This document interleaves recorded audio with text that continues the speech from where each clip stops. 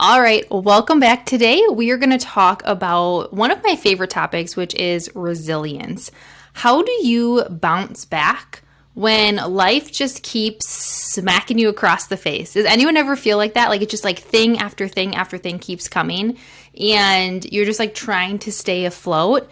How do people do that? Like I can think of people too that have just had these crazy things happen in their life and they just always seem to bounce back and come back even stronger. That's resilience. We're going to talk about that today. And I love to talk about this. This is actually one of the topics that I talk about in one of my keynote talks where I talk about building your resilience and building the mindset to be able to be more resilient. And then it's also something that I just continually work on and that I help clients with as well, is this idea of resiliency, because we can't stop life from happening, but we get to choose how we respond. And a lot of life happens to all of us, right? Work things, personal things, like these things that just happen. How do people who can bounce back, like how do they do it? And so when I always think about this, I think back to how I used to be, because this is not something that I think was natural for me. So when I throw back to when I was a kid, and I've talked about this before, but I was this like high achiever, this straight A student, follow the rules, do what you're told, and stay within the box of this perfectly like curated life that I had created for myself. And I put so much pressure on myself all the time. And if something went wrong, it would cripple me. Not from an external perspective, like I always could keep going and I would still, as a kid, like even if something went wrong, I still like was able to maintain grades. I still was able to, externally like perform as my high achiever, but internally. And that's what I find is really interesting is, some people it shows up when they're really burnt out or defeated. It shows up for them more internally and you wouldn't ever really know it, right? And that's the one we have to worry if people aren't handling things as well as maybe we think they are. Or sometimes it shows up externally and those people sometimes, they might lash out, they might get really emotional, they might get frustrated, but the emotions are coming out. I actually think it's almost more scary when we shove them down and we don't address how much everything that's coming at us is impacting us. And so, when I think back to as a kid, like I had put so much pressure and all the way up until like kid going through high school, going through college, my early years in my career, put so much pressure on myself. And until the last couple of years where I've done the work to really understand mindset and more of the space that I'm in now, did I really build up those muscles to be able to handle this, like be able to have the podcast, to have been in a book, to be a speaker on stages. Like I couldn't have got there if I hadn't done the work that I've done the last couple of years to really dig in and figure out how do I bounce back when things don't go my way so that it doesn't cripple me. And I was always looking to other people to validate me and to get me through those things. And now I look to myself and what do I need? So, and I've talked a little bit about my story before, but some of the things that had happened where it was like, oh, life just kind of hits you. So back in 2018, when I had, I was overwhelmed with things going on at work and I had my health issues that had came up, but we didn't know what it was at that point. It kind of just felt like life was just like hitting me. And I felt like I was losing my identity at that point because this thing that I was doing for work no longer was feeling aligned and my health was like all wackadoodle because we didn't know what was going on. They said it was viral meningitis. And so I kind of felt like I was losing my identity. And I think, again, from an external perspective, it seemed like maybe I was handling it well, but internally I was feeling really defeated and I was feeling really negative and I was feeling really overwhelmed and I was carrying that with me. And that's not resilient. I wasn't bouncing back. I was just like trudging through it, right? And so then really the catalyst for me to really start working on building that resilience was when I went to that Tony Robbins event. So I went to that Tony Robbins Unleash the Power Within event in 2019, and that really pivoted where I was headed and what I ended up doing, but also it had a much even bigger shift internally for me to realize that I had a lot more power and I was a lot more capable of handling all of these things and seeing how life was happening for me instead of to me.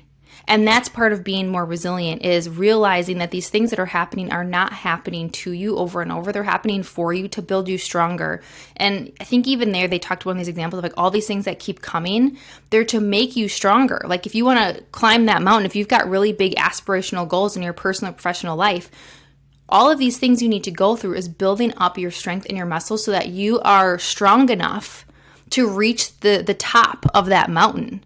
And without those things, you wouldn't be prepared. And when I started to see it that way, for me, everything really started to shift. And so as I started to dive more into the space and not only help develop myself, but help other people, I started to really think about what are the things that really build resilience? Like, what are the things that people do? And why this is so important is, first of all, this has a ripple effect into every area of your life, right? If you're not able to bounce back, like, life is going to happen. Things are going to happen. And if you crumble under it every single time, it's really hard to reach your potential.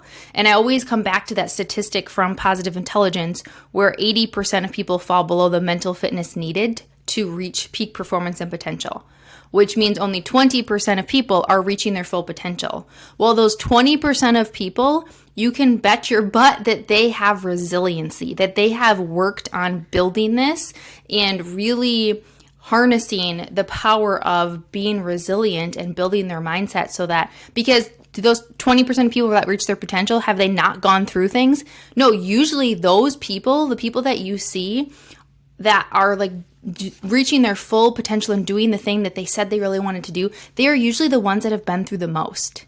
So we can use them as almost case studies, right, for why this is so important.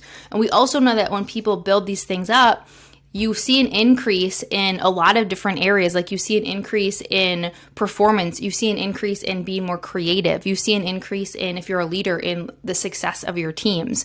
So it's really important to work on how we do that. And so I actually go through and examine, like, what are the things that we can do to really build our resilience. The first thing is start by defining. I think for everybody, you know, it can vary, it can change a little bit, but it's really your ability to bounce back from adversity, right? So your ability to bounce back from adversity. So I would challenge you to think about, where do you think you're at right now?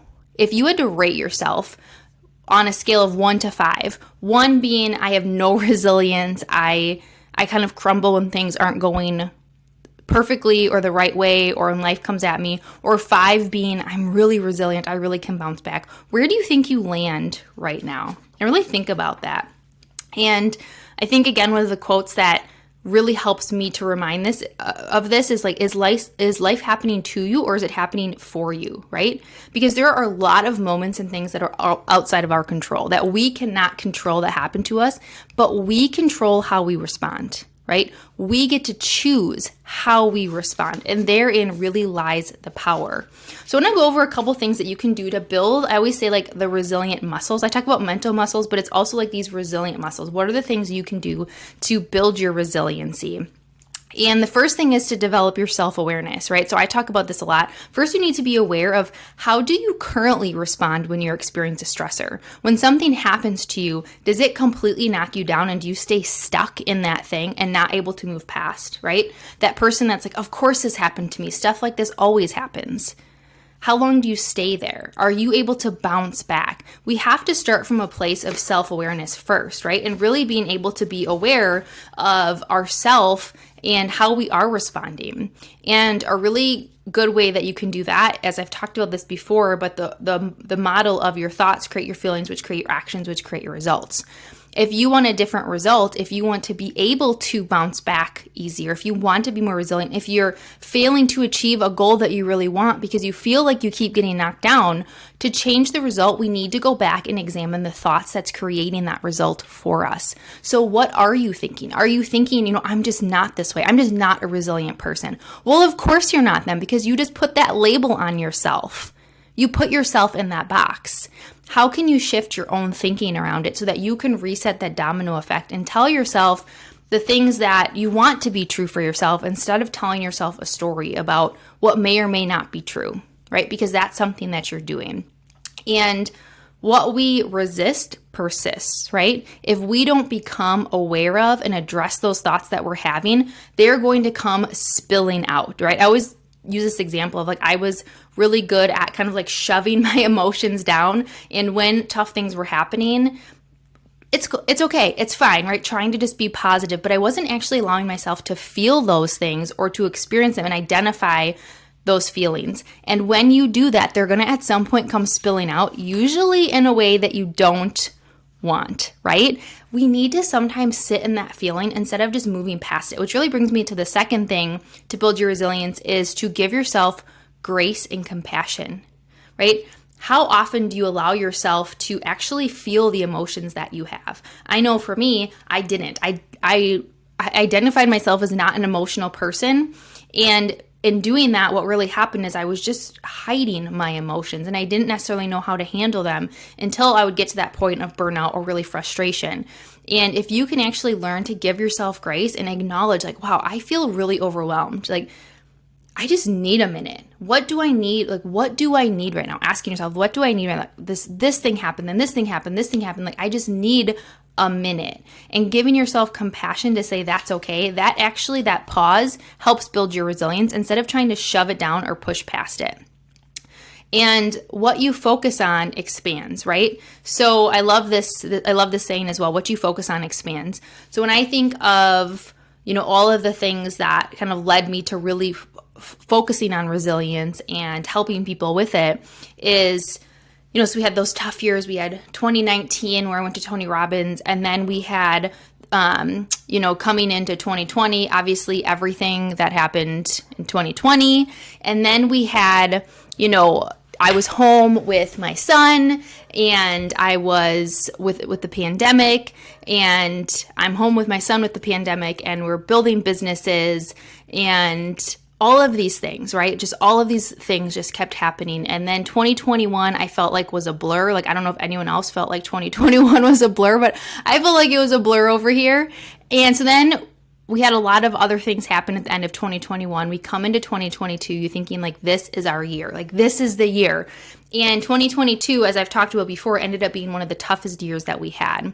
And when Jake got diagnosed with cancer, and I had all these health things that we didn't know what they were, and in that moment, we had a choice. Like, we could keep focusing on the things that were going wrong, or we could choose to focus on all of the things that were going right. And we could choose to see the positive and really focus on what is the opportunity for us in this situation. And that's what we started really trying to do, right? Because we knew that what we focused on would expand. And if we focused on the negative and all the things going wrong, that's what we would see more of. So the third thing that you can do to build your resilience is practice gratitude and affirmations. The more that we anchored into gratitude and being grateful for what we already had, the more that we saw that, right? So really anchoring into gratitude, especially in the times that it's really hard. So years ago, I started every morning writing 5 things that I'm grateful for. And sometimes it's really easy and I've got all of these things. And sometimes it's really hard. And it feels like I'm grateful for this cup of coffee. I'm grateful for the sunshine. But when you intentionally seek out things to be grateful for, that sets your day up. And then also I started doing more affirmations. So when you start doing that, you're more able to focus on the things that you want. So affirmations are things like, I am grateful and I am positive and I am confident and I am resilient. Like telling yourself you're resilient instead of telling yourself things you're not good at, making sure that you really focused on telling yourself things you are good at. And the next thing, so what you can do with that is focus on, 5 things you're grateful for. I would really encourage you to start doing this in your day, either at the front end or the tail end of your day, or maybe even both. And then starting to write I am affirmations. The other saying I love is where focus goes, energy flows. So as I've shared before, I'm happy to say that after Jake had, gotten the call about cancer and he went through the procedure, that he is now cancer-free. And I instantly thought about all of the people that got a very different phone call. So when he got that phone call saying that, you no longer have cancer, we got it, you're good for now, right? We're going to keep watching. Then I instantly thought about all the people who get a very different phone call. And I just had so much gratitude, right?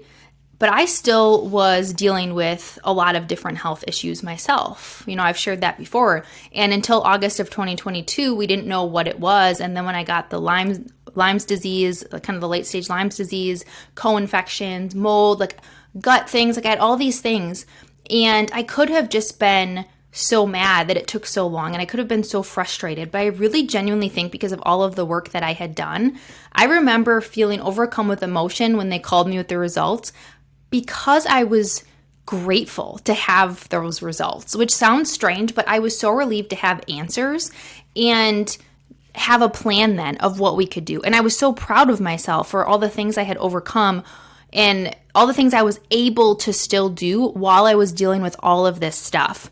And I realized that then the fourth thing to build your resilience was to put things into perspective. And I didn't necessarily realize it at the time, but now in hindsight, now when I go back and think, what are the things I have done? What are the things that people do? Is I put things into perspective. So that's the next thing you can do to build your resilience is put things into perspective and think through what lens am I viewing this situation? If you're looking through it, this like tunnel vision of bad, negative, everything's happening, that's what you're going to see, right? And you can't even see what the opportunities are or what the solutions are. So really check your perspective and ask yourself things like, what story am I telling myself about this? And how true is that for me really? Or even asking yourself, like, what is the opportunity in this? Like even something as tough as cancer or healthing or something that happens at work that feels so big and heavy, asking yourself, what is the opportunity? And really challenging yourself to come up with an answer really builds those muscles. And then the last thing to build your resilience is mental fitness. So talked about this a little bit before, but you build bigger muscles one rep at a time, right? If we think of physical fitness, you build bigger muscles, you run faster one rep at a time, one run at a time.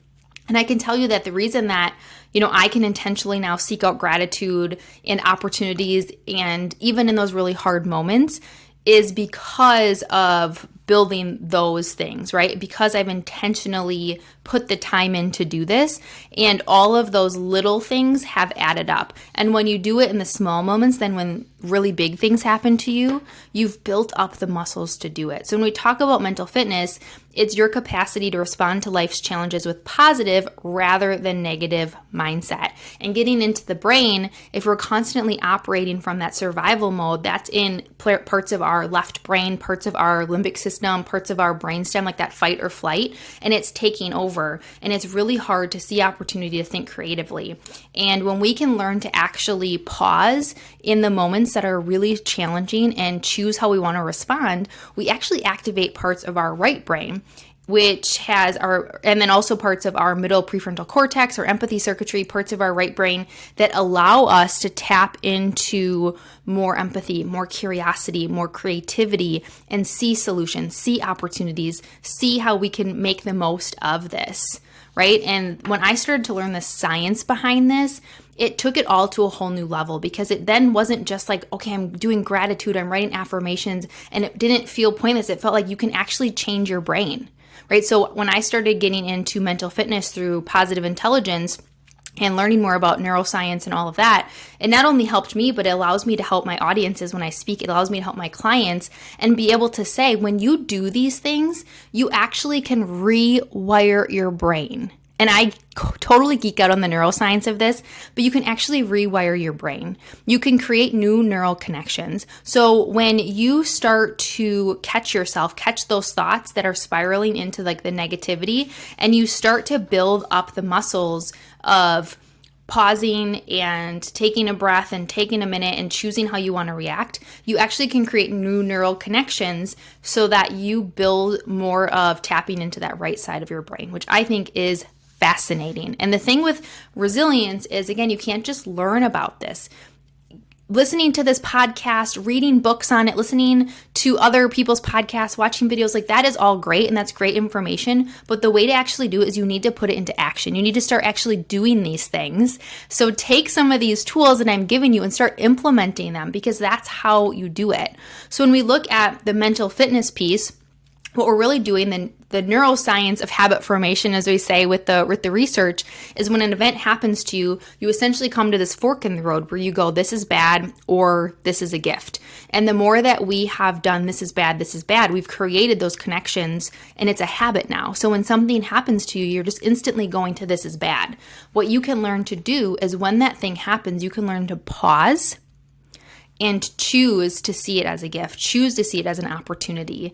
And then it gets easier over time. And one of the ways we do that is when we're spiraling, we get caught up in our head. So bring your attention to your senses. That's why people do things like breath work. That's why people tell you to do movement, take walks. Because when you bring your attention to your senses, and again, this is based on research by Positive Intelligence, is when you bring your attention to your senses, you actually are quieting that part of your brain that is in that survival mode, and you're activating the parts of the brain that allow you to tap into creativity, as we mentioned, an opportunity, and it makes it easier for you to do. And the more you do this over time, the more you build those muscles. So really tuning into that throughout the day.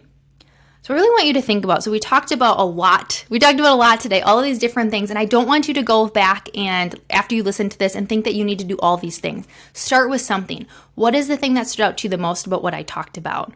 What is that thing that you think is going to be the most helpful to help you bounce back and to build your resilience so that you can go on to achieve all of the things and the amazing things that you want to achieve, right?